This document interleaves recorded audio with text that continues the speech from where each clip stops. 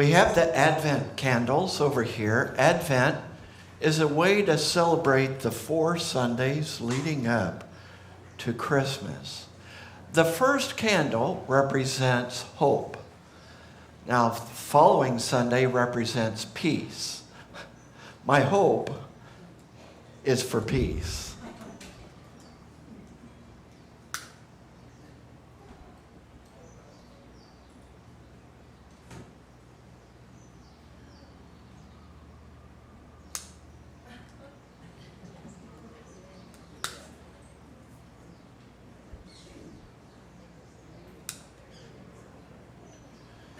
Sometimes hope is difficult to ignite.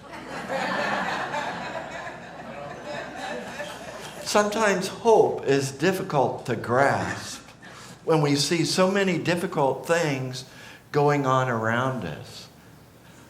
Sometimes people in unity are considered to be delusional.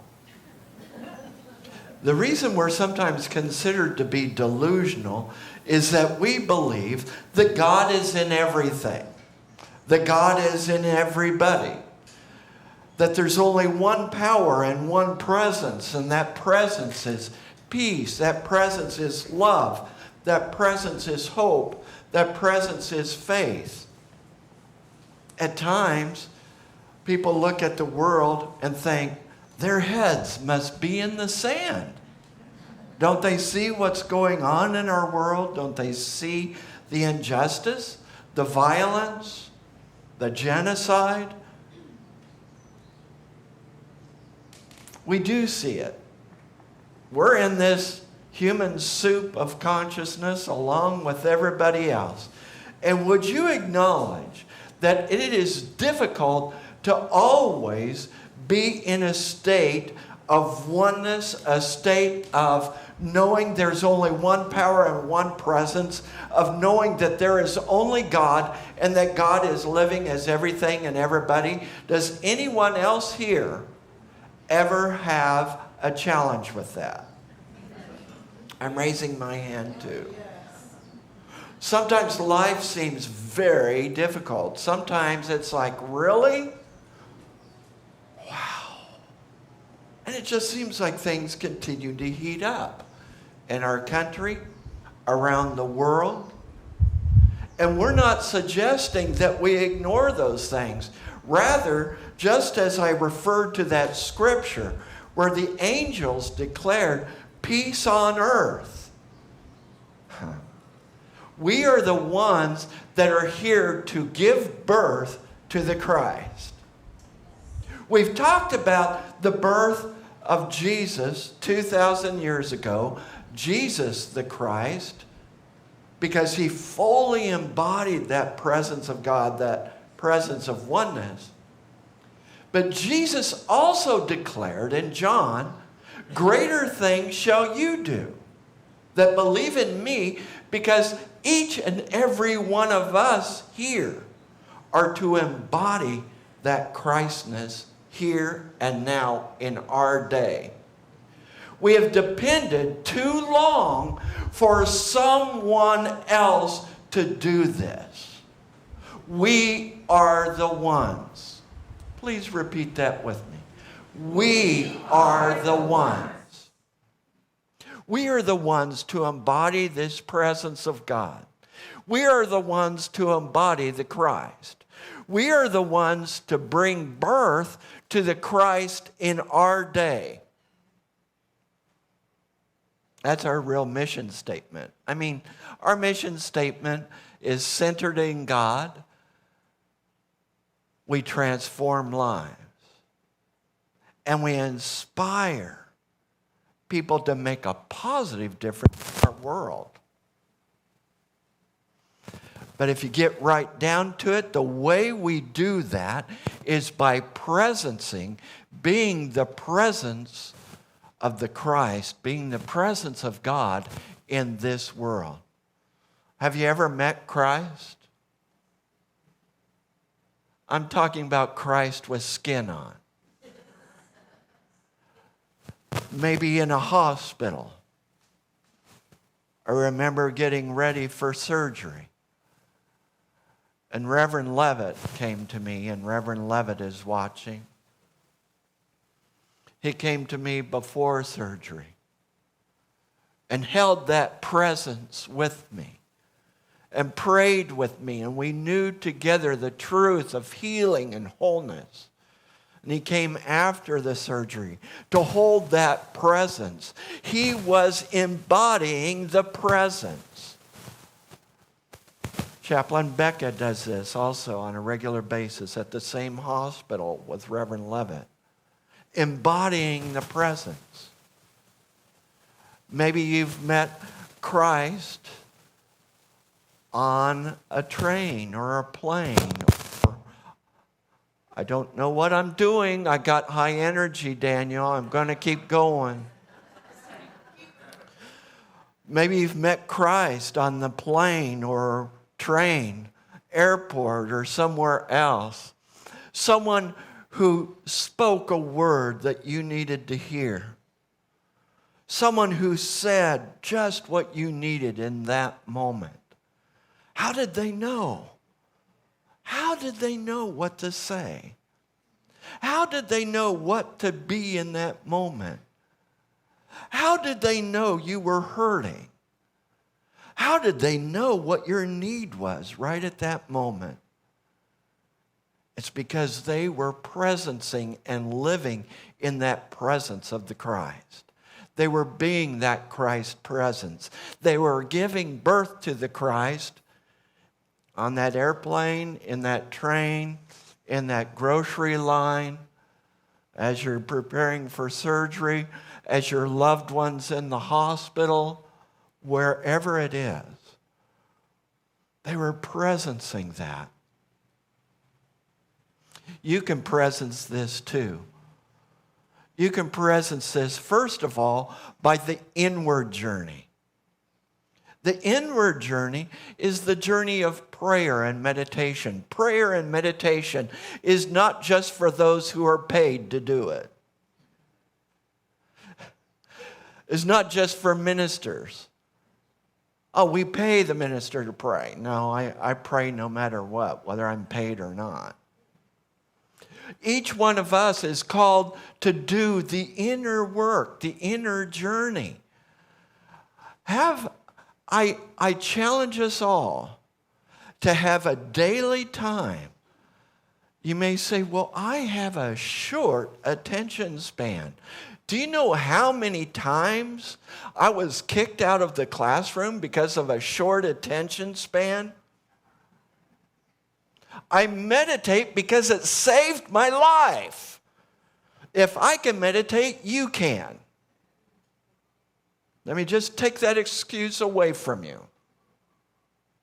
But the way you meditate might be walking in a garden. The way you meditate might be sitting on the beach, watching the sunset. The way you meditate might be listening to music that really opens your heart. The way you meditate might be picking grapefruit. However you meditate, a way to really focus on the presence, to really connect with the presence so that you can carry the presence with you. You can't present the presence if you're never in the presence. You can't be the presence in our world if you're not experiencing it internally. A time of prayer, a time of meditation each day.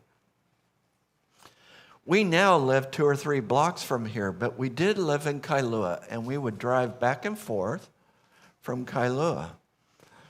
Now, I still had my eyes open. I was attentive, but I would be playing spiritual music and meditating as I drove back and forth from Kailua. You have a time and a place. Some people have told me that they are too busy to pray and meditate. I am too busy to not pray and meditate. Otherwise, I'm just caught up in hurry. In the book, Dare to Discipline, which talks about spiritual disciplines, Author Richard Foster, it's entitled Dare to Discipline, talks about disciplines of meditation, prayer, and some other disciplines. Now, in Unity, we don't talk about the devil too much because that really isn't helpful to look at something out there that is ruining my life rather than taking responsibility for our own lives. But in the opening of that book, Dare to Discipline, Richard Foster quotes from Carl Jung, the Swiss psychiatrist and contemporary of Sigmund Freud. And Carl Jung said, some people say that hurry is of the devil. But Carl Jung went on to say, no, hurry is the devil. So many of us get caught up in our lives trying to do so much and trying to focus on so many extraneous things. We're like people with attention deficit disorder on caffeine, all ramped up. How are we going to express the presence if we don't take time for silence, for solitude? How does God speak to you? I want you to be thinking about this question. You might want to write it down. How does God speak to you? Is it in the silence? Is it by going to the beach? Is it by watching the water? Is it by listening to certain music? Is it by fellowship in the sacred Sangha? How do you experience it? Work with the way your mind works. Find what works for you.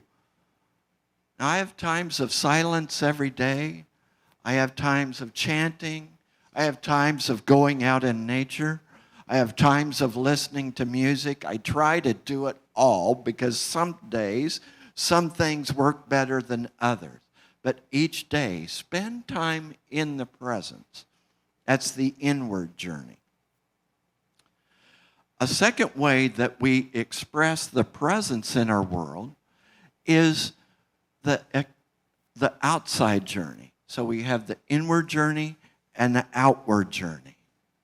The outward journey is service. Service is not just for people who are the 20% of the church who do most of the work. Have you ever heard of Pareto's principle? Anyone here ever heard of Pareto's principle? Maybe when I tell you what it is, you'll say, oh yeah. Pareto's principle is that in most organizations, 20% of the people provide most of the service and most of the financial support.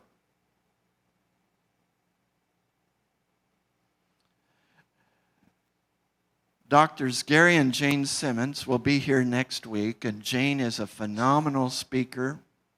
I will be here as well. There are special guests. They are my teachers, instructors, coaches. They talk about every church having 3 congregations. Has 3 congregations. There's congregation C that is kind of on the periphery, that comes once in a while when, they're feeling a need, and we're very grateful for all of them. There's congregation B that are starting to get engaged, that come on a more regular basis, who get involved somewhat. And then there's congregation A. In many churches, and this can change, and we are creating a culture change in creating the beloved community. But in many churches, congregation A is the 20% that provides 80% of the financial resources and 80% of the service. Which congregation are you? Again, just a rhetorical to think about. You can write down that question too. We are here to serve. Why? Because service is one of the ways in which we experience as well as express the presence. It is very difficult to consistently experience the presence if you are not engaged in service of some sort. Service in the wider community. Many of you are involved in the wider community in various ways. I think of Reverend Tony, who does smoking cessation classes that reaches out into the community. I think of people who do other things wherever you are. And again, service can be speaking in a loving way to someone in a grocery line. Service can be serving your spouse. Service can be in many, many ways, and certainly there's lots of opportunities for service here in this spiritual community. Service is an essential way for us to grow spiritually and to express the presence. So there's the inward journey, there's the outward journey, and then there's the communal journey. The communal journey is community. One of the most important ways in which we express and experience the presence is in community. Yes, you can do it in isolation. There are those who have done their best to do that. Soren Kierkegaard, Danish philosopher, Leo Tolstoy. There are those who, but that's a very difficult way. We meet together. Some people ask me, why do we meet together? You can, study at home. You can do other things at home. Community. The beloved community. Olga Lucia and I were for a week in Wichita, Kansas. We got to be with family, with my mom, with nephews, sister-in-law, then with daughter and her children. We got to be with family. It was such a beautiful experience on Thanksgiving to be with family. And then, after a week, we went for almost a week to Northern California, up in the mountains, up in the woods, on the way towards Lake Tahoe, outside of Nevada City, California, is a village, an ashram called Ananda Village. Ananda is Sanskrit for bliss. And so at Ananda Village, there are people who live there, and they live in intentional community. Now, I don't know if this is true or not, but they claim to be the longest in endurance spiritual community in the United States that's living in intentional community. It's a beautiful place. Oh, and we were staying with our close friends, Denise, and got to know Ram, and stayed in their beautiful home that is in a nature sanctuary that they care for. We were on spiritual retreat. They were getting married. I was invited to participate in the ceremony. But what I saw was the power of community. If something is going on with one person, the rest of the community engages. The community stays in close touch with each other. They help one another. They are there for one another. Wow. What a way to experience the presence. As I was at that village, I thought about what's going on in our world. The violence, the polarity, the inability to listen to one another. And I looked at how these people who've come from all different backgrounds are able to live in love, harmony, and peace. And that's their vision, to bring it to the whole world. That is what beloved community does. That is what we are building here, is a way to really demonstrate and presence peace in our world. We can do it. I know we can do it. We can do it because we are doing the inward journey of embodying the Christ. We can do it because we're embodying the outward journey of service to one another and to our world. And we can do it because we are community supporting each other. That's what it means to be the beloved community. If you've wondered what I mean by this phrase, beloved community, I keep saying it over and over, that is what it is. That is what we're called to be. We are called individually to be the Christ and as a community to be the Christ in our world, to shine our light instead of cursing the darkness. Thank you.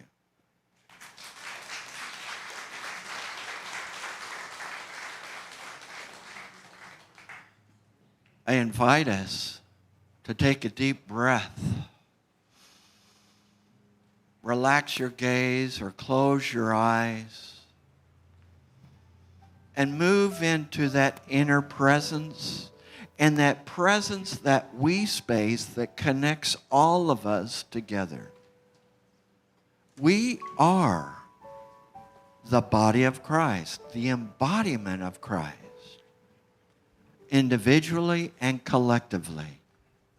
We are here to do our inward journey, our outward journey, and our communal journey.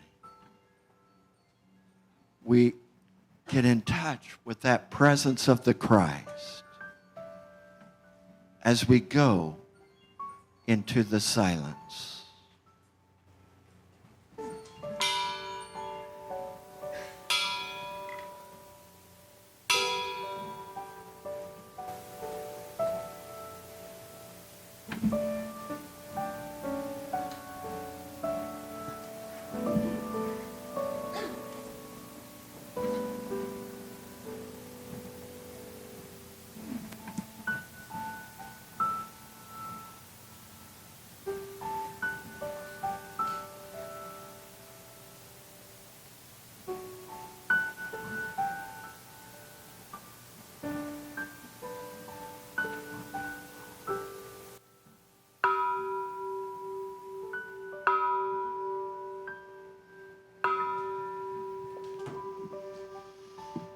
As we think of the Lord's Prayer, we think of the audacity of Jesus to pray, "Thy will be done on earth as it is in heaven."